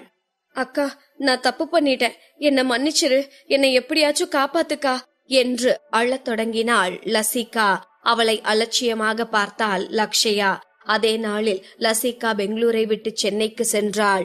லீலா அவளுக்கு போன் செய்த போது கூட, லீலா மேடம், காதலுங்கிறது 2 பேர் மனசு சம்பந்தப்பட்ட விஷயம். சஞ்சய்க்கு என்ன பிடிக்காத பட்சத்துல அவரை ஏன் நான் ஃபோர்ஸ் பண்ணணும்? அவருக்கு பிடிச்ச மாதிரி வாழ்ந்துட்டு போகட்டும் என்று சொல்லிவிட்டு போனை துண்டித்தாள் லசிகா. அவள் அப்படி சொன்னதும் அமைதியாக இருந்த லீலாவதி தனது போனையே பார்த்து கொண்டிருந்தாள். அப்போது அவளது போனில் அழைப்பு வந்தது. சந்திரமோகன் தான் அழைத்திருந்தார். என்ன லீலா, லசிகாவும் சஞ்சயும் எப்படி பழகிட்டு இருக்காங்க என கேட்டார் சந்திரமோகன். லீலா அவரிடம் என்ன சொல்வது என தெரியாமல் அமைதியாகவே இருந்தாள். அவர் ஏதோ புரிந்து கொண்டதை போல, இந்த சின்ன விஷயத்த கூட உன்னால ஹேண்டில் பண்ண முடியலனா நீ என் கூட இருக்கிறதுல என்ன பிரயோஜனம் என்று கோபத்தில் கத்தினார். லீலா திக்கி திணறியவாறே, அது வந்து என பேச வருவதற்குள் மறுமுறையில் சந்திரமோகன் போனை கட் பண்ணி இருந்தார். அதே நேரம் சாந்தியும் அவள் மகன் சேதுவும் சென்னைக்கு வந்திருந்தார்கள். சேது வீட்டிற்குள் நுழைந்ததும் தன் அப்பாவிடம் சென்று, அப்பா, சஞ்சயும் தீக்ஷியும் லவ் பண்றாங்களா என்று கேட்டான். அவர் எதுவும் பேசாமல் மிகவும் அமைதியாக இருந்துவிட்டு ஆமாம் என்பது போல தலையை மட்டும் அசைத்தார். அதை கேட்டு கோபம் அடைந்த சேது, என்ன முட்டாள்தனம் இது! ரங்கன் குடும்பத்தோட நாம அவனுக்காக சம்பந்தம் பேசி வச்சிருக்கும் போது சஞ்சய் இது மாதிரி பண்றது தப்புன்னு அவனுக்கே தெரிய வேணாம். அப்படின்னா அந்த பொண்ணு லக்ஷயாவ நான் கல்யாணம் பண்ணிக்கணுமா என்று கேட்ட சேது பிறகு தனது வாய்க்குள்ளேயே முணுமுணுத்தவனாய், ஆனா அவ ரொம்ப திமிர் பிடிச்சவ, எனக்கு அவ செட்டே ஆக மாட்டா என்று வாய்க்குள்ளேயே முனகினான். முட்டாள்தனமா பேசிட்டு இருக்காத, உனக்கு எப்போ என்ன செய்யணும்னு எனக்கு நல்லாவே தெரியும் என்று சேதுவை அதட்டினார் சேதுவின் அப்பா. அவர் அவ்வாறு சொன்னதும் சேதுவின் கண்கள் ஒளி கொண்டன. அப்படின்னா அப்பா, எனக்கு யார கல்யாணம் பண்ணி வைக்கணும்னு முடிவு பண்ணிருக்கீங்க என்று கேட்டான். உனக்கு தீபக்க பத்தி தெரியுமா? அவனுக்கு ஒரு தங்கச்சி இருக்குன்னு உனக்கு தெரியுமா என கேட்டார். என்னப்பா சொல்றீங்க? தீபக்கோட தங்கச்சியா? அவ உடம்புல ஏதோ குறை இருக்கு, அவ பாக்குறதுக்கே ரொம்ப அசிங்கமா இருப்பா, அதனாலதான் அவளோட அண்ணனே அவ முகத்தை கூட வெளி உலகத்துக்கு காட்டாம மறைச்சு மறைச்சு வளர்த்துட்டு இருக்கான். போயும் அவளை பத்தி பேசுறீங்க. நீங்க அவளைத்தான் எனக்கு கல்யாணம் பண்ணி வைக்கணும்னு விருப்பப்பட்டீங்கன்னா தயவு செஞ்சு அந்த எண்ணத்தை இப்பவே மாத்திருங்கப்பா பிளீஸ் என்றான் சேது. அவன் சொன்னதை கேட்டு வேகமாக தலையசைத்த சந்திரமோகன், டேய், அதெல்லாம் ஒண்ணும் இல்ல, உனக்கு தெரியாது. சின்ன வயசுல ஜானகி, அதான் அந்த தீபக்கோட அம்மாவும் உங்க அம்மாவும் ரொம்பவே க்ளோஸ் ஃப்ரெண்ட்ஸ். அதனால சின்ன வயசுலயே உங்க அம்மாவும் அவங்க அம்மாவும் சம்பந்தி ஆகணும்னு பேசிக்கிட்டாங்க. இப்ப பாரு, அந்த தீபக் வந்த அப்புறம் அவங்க குடும்பம் எவ்வளவு வேகமா வளர்ந்துட்டே வருது. நம்ம குடும்பத்தால கூட அவங்கள நெருங்க முடியல. உன் கல்யாணம் மட்டும் நடந்துச்சுன்னா இந்த பிசினஸ் உலகத்துல நம்ம குடும்பம் ரொம்பவே முன்னேறி போயிடலாம் என்றார். இதை கேட்ட சேது முகம் சுளித்து, அப்பா, முடியவே முடியாது. அந்த தீபக்கோட தங்கச்சி பன்னி மாதிரி இருக்காளாம். எனக்கு அப்படி ஒரு பொண்ண கல்யாணம் பண்ணி வைக்காதீங்க. எனக்கு நான் ஷூட்டிங் ஸ்பாட்ல பார்த்த அந்த அழகான பொண்ணுதான் வேணும் என்று ஏதோ பொம்மை வேண்டும் என்று கேட்பது போல கேட்டான் சேது. அவனை முறைத்து பார்த்த சந்திரமோகன், டேய், ஒளராதடா, அந்த மாதிரி பொண்ணெல்லாம் நம்ம வீட்டுக்குள்ள கொண்டு வர முடியாது. இதுதான் உனக்கும் நம்ம குடும்பத்துக்கும் நல்லது. எல்லாத்தையும் விட இது மாதிரி ஏமாத்துற வேலையெல்லாம் உங்க அம்மாவுக்கு சுத்தமா பிடிக்காது. நான் ஒரு தப்பு பண்ணுனேன் என்று சொல்லி ஒரு நொடி அமைதியாக இருந்தவர், எத்தனையோ வருஷம் ஆகிடுச்சு, ஆனா இப்ப வரைக்கும் உங்க அம்மா என்ன மன்னிக்கல.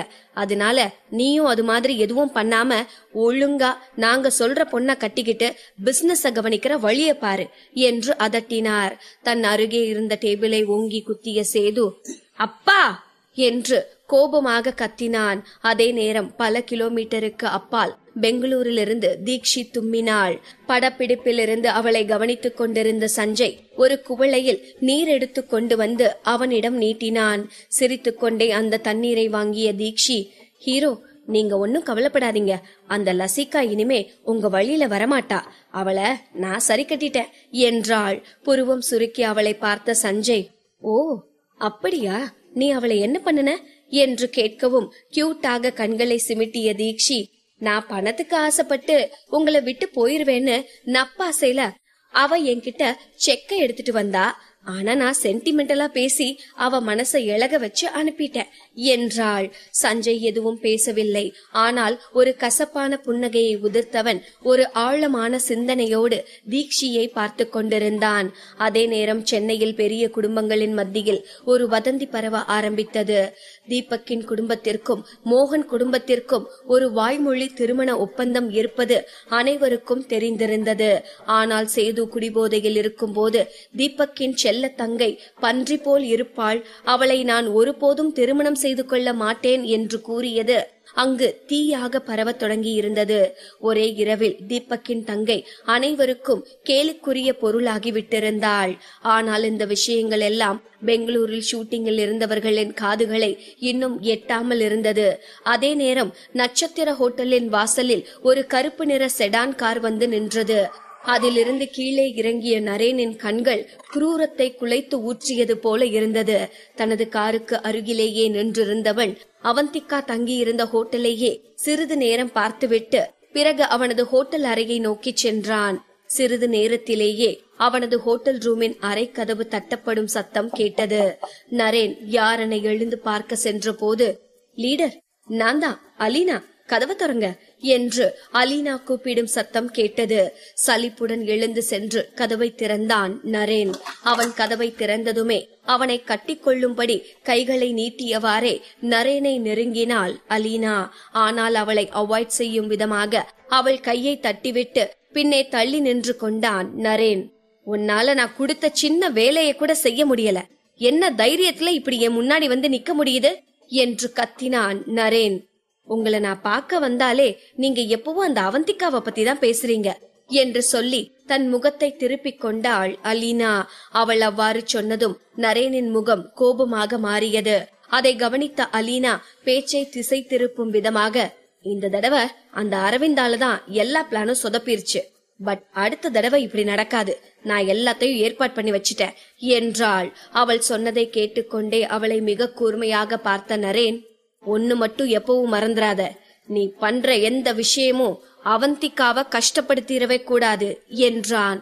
அலீனாவும் தலையை அசைத்து விட்டு, அதெல்லாம் ஒண்ணு ஆகாது லீடர் என்று அவனுக்கு உறுதி அளித்தாள். நரேன் சொன்ன விதமே அலீனாவிற்கு ஒருவித பயத்தையும் நடுக்கத்தையும் உண்டு பண்ணியது. பின் நரேனே மீண்டும் அலீனாவை பார்த்து, 9 வருஷத்துக்கு முன்னவும் நீ இதே மாதிரிதான் எனக்கு வாக்கு கொடுத்த. அவந்திகா அந்த கேமிங் டீம்ல இருந்து அவளுக்கு எந்த ஒரு பாதிப்பும் இல்லாம வெளியேத்துவேன்னு. ஆனா கடைசியில நீ என்ன பண்ணி வச்சேன்னு ஞாபகம் இருக்குதா என்று கேட்டான். நரேன் அப்படி கேட்டதும் சட்டென தனது தலையை தாழ்த்தி கொண்டாள் அலீனா. லீடர், அது ஒரு ஆக்சிடென்ட், அத நான் வேணும்னு பண்ணல. முதல்ல நான் அவளோட அப்பா அம்மா கிட்ட சொல்லி அவளை வெளியே கொண்டு வந்துடலான்னு பார்த்தேன். ஆனா அவ ரொம்பவே உறுதியா இருந்தா, அதனாலதான் அவளோட ஒரு கைய சேதப்படுத்த வேண்டியதா போயிடுச்சு. ஆனா அது இப்ப சரியாயிடுச்சு தானே என்றாள் அலீனா. அவளை பார்த்து ஏளனமாக சிரித்த நரேன், வெறும் பேச்சுல மட்டும் எல்லாத்தையும் சொல்லாத, செயல்ல காட்டு. அந்த குழந்தைய மட்டும் நீ அழிக்கணும். ஆனா அவந்திகாவுக்கு மட்டும் ஏதாச்சும் ஒன்னு ஆச்சுன்னா அதுக்கப்புறம் நான் உன்னை சும்மாவே விடமாட்டேன் என்று மிக கடுமையான குரலில் பேசினான். எனக்கு புரியுது லீடர், நான் கவனமா இருப்பேன், நீங்க ஒன்னும் கவலைப்படாதீங்க என்றாள் அலீனா. பிறகு வாசலை சுட்டி காட்டிய நரேன், சரி இப்போ நீ கிளம்பலாம் என்றான் தனது உதட்டை கடித்து கொண்டு. நீங்க எனக்கு ஒரு குழந்தைய தர்றதா சொல்லிருக்கீங்க, அத மறந்துடக்கூடாது என்றாள் அலீனா.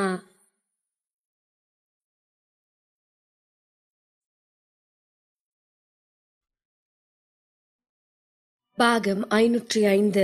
அவந்திகாவின் குழந்தையை மட்டும் எப்படியாவது அழித்து விட வேண்டும். ஆனால் அவந்திகாவிற்கு ஒன்றும் ஆகக்கூடாது என்று எச்சரித்துவிட்டு அலீனாவை வெளியே போகச் சொன்னான் நரேன். அப்போது தனது உதட்டை கடித்து கொண்ட அலீனா, லீடர், நீங்க எனக்கு ஒரு குழந்தைய தரதா சொல்லிருக்கீங்க, மறந்துடாதீங்க என்றாள். அவள் சொன்னதை கேட்டு கோபமடைந்த நரேன், ஓ, உனக்கெல்லாம் இப்பவே வேணுமா? உன்னால கொஞ்ச நாள் கூட பொறுமையா இருக்க முடியாதா என்றான். தலையை குனிந்து கொண்ட அலீனா, லீடர், நீங்க என்ன 2 நாளா தொடக்கூட இல்ல என மெல்லிய குரலில் சொன்னாள். அவள் அவ்வாறு சொன்னதும் நரேனின் முகத்தில் இருந்த கோபம் மறைந்து அவளை மென்மையாக பார்த்தான். மெல்ல அலீனாவின் அருகில் சென்றவன் அவளது கன்னத்தை பிடித்து கிள்ளினான். உனக்கு இப்பவே வேணுமா என்று அவன் கேட்கவும் ஆமாம் என்று வெட்கத்துடன் தலையசைத்தாள் அலீனா. அவனது முகத்தின் புன்னகை மெல்ல மெல்ல அதிகரித்தது. அப்ப போய் குளிச்சிட்டு வா என்று சொல்லி அவளை அனுப்பிவிட்டு தன்னுடைய அசிஸ்டன்ட்டுக்கு போன் செய்தவன், ரவி, உடனே ரூமுக்கு வா என்று சொல்லிவிட்டு போனை கட் செய்தான். ரவி நரேனிடம் பல வருடங்களாக அசிஸ்டன்டாக இருப்பவன். அவனுக்கு இன்னும் திருமணம் கூட ஆகவில்லை. அலீனா குளித்துவிட்டு வெளியே வரும் பொழுது காஃபி டேபிளில் சிவப்பு நிற ஒயின் பாட்டில் இருப்பதை கண்டாள். பிறகு அங்கு நரேன் சோஃபாவில் அமர்ந்து கொண்டு ஒயினை கிளாஸில் ஊற்றி குடித்துக் கொண்டிருந்ததை பார்த்தாள். மெல்ல நடந்து சென்று நரேனுக்கு அருகில் அமர்ந்து கொண்ட அலீனா அவனை தன் காந்த குரலில் நரேன் என்று அழைக்கவும் அவளுக்கு இன்னொரு கிளாஸ் ஒயினை ஊற்றி கொடுத்தான் நரேன். எப்போதும் அலீனாவும் நரேனும் இவ்வாறு தனிமையில் இருக்கும்போது இப்படி அவன் அவளுக்கு ஒயின் ஊற்றி கொடுப்பது வழக்கம். ஏனென்றால் ஒயின் குடிக்கும் போது அவளது முகம் சிவப்பாக மாறும் என்றும் அது அவந்திக்காவை ஞாபகப்படுத்துவதைப் போல இருக்கும் என்றும் அவன் அவளிடம் சொல்லியிருந்தான். அலீனாவிற்கு ஒயின் குடிப்பதற்கு விருப்பம் இல்லாவிட்டாலும் கூட நரேனின் ஆசைக்காக அதை வாங்கி குடிப்பாள். ஆனால் இந்த முறை நரேன் கொடுத்த ஒயினை அலீனா கையில் வாங்கி கொள்ளவில்லை. வேணா லீடர், இப்ப நான் குடிக்கிறதில்ல, எனக்கு இப்போ ஒரு குழந்தை வேணும் என்றாள் அலீனா. அவள் பேசியதை கேட்டு அலீனாவை பார்த்து முறைத்த நரேன் பின் அப்படியே அமைதியானான். ஒயின் குடிக்கிறதால உன்னோட உடம்புக்கு ஒன்னும் ஆக போறதில்ல என்று இறுக்கமாக முகத்தை வைத்துக் கொண்டு சொன்னான் நரேன்.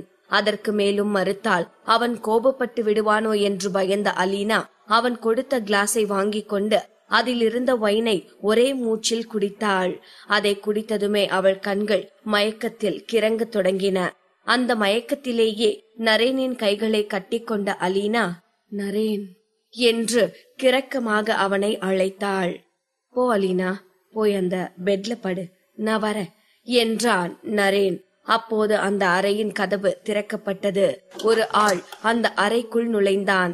அந்த பழக்கப்பட்ட வாசனை அலீனாவை தூண்டி விட்டதும் தனது கைகளை நீட்டிக்கொண்டு நரேன் இங்க வாங்க, என்கிட்ட வந்து படுங்க என்று முனகினாள்.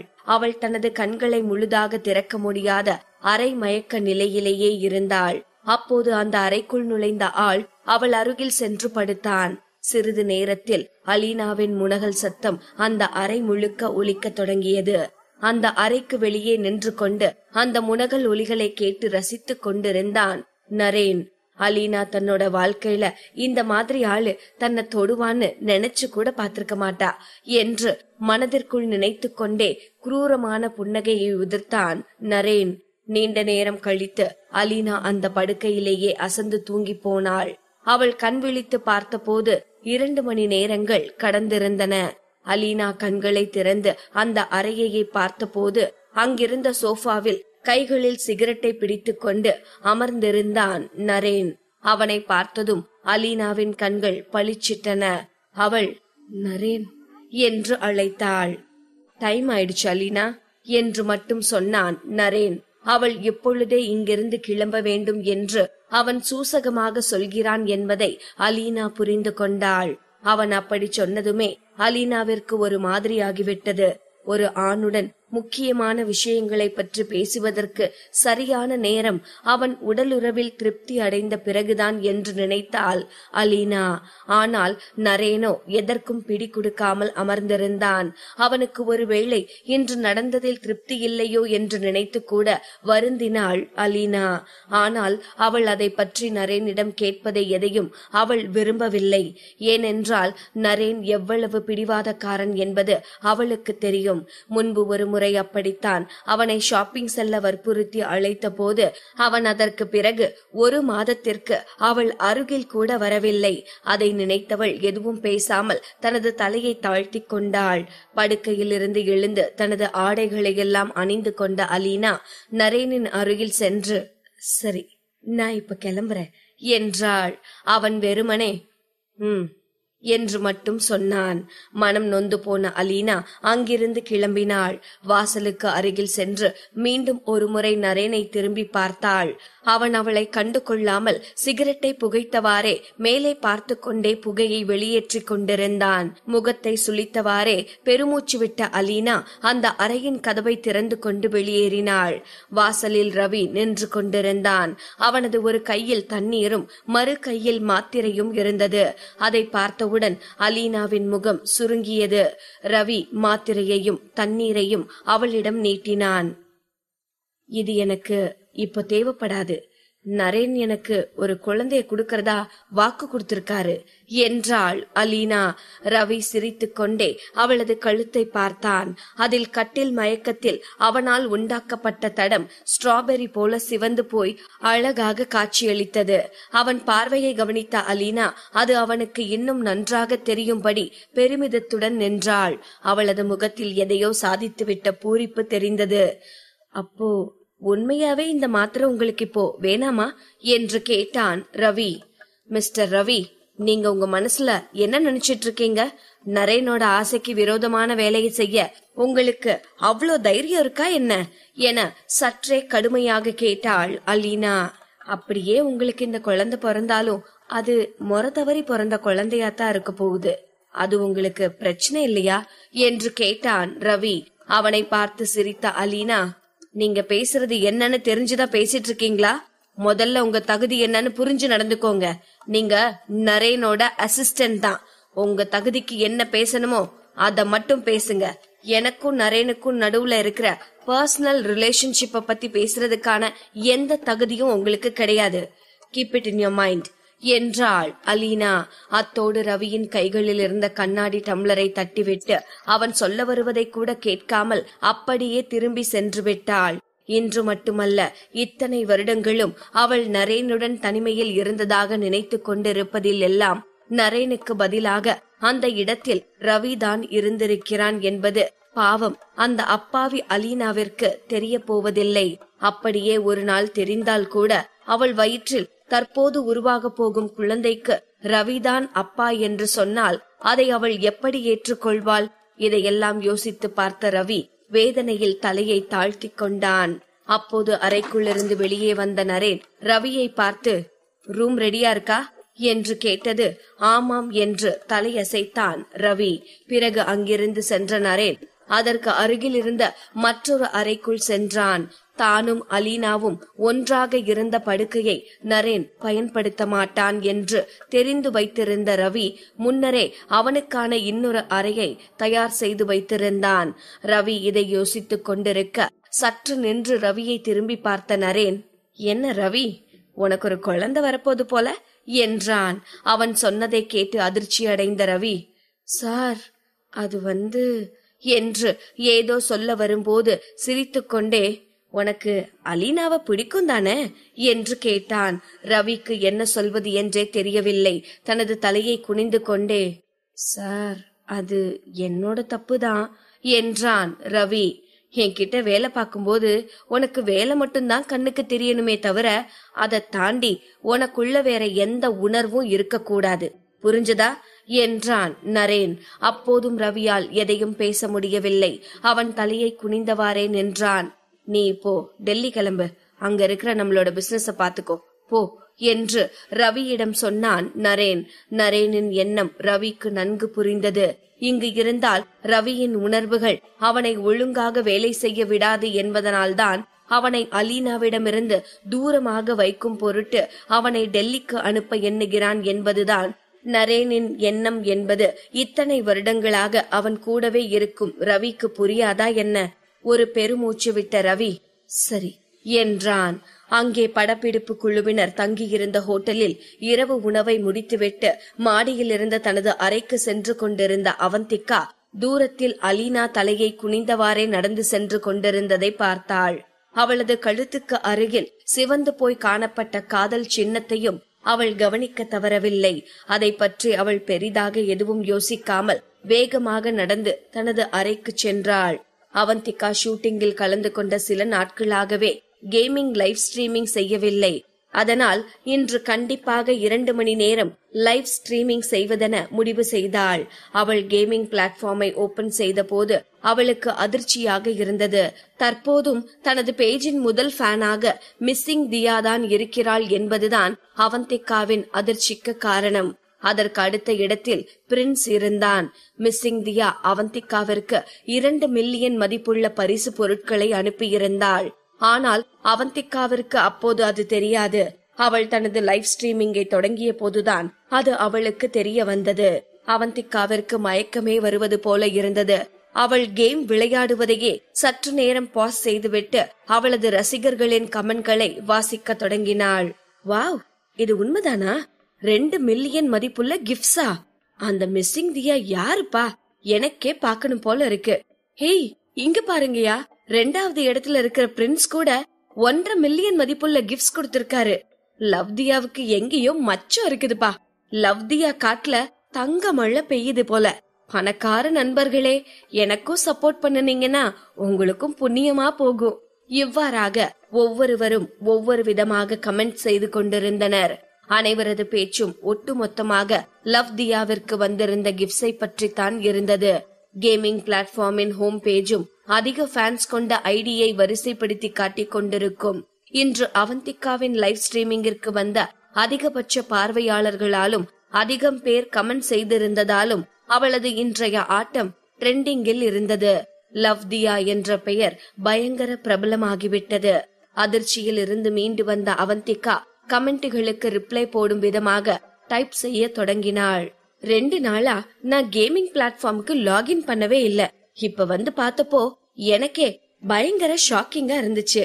எனக்கு என்ன சொல்றதுன்னே தெரியல.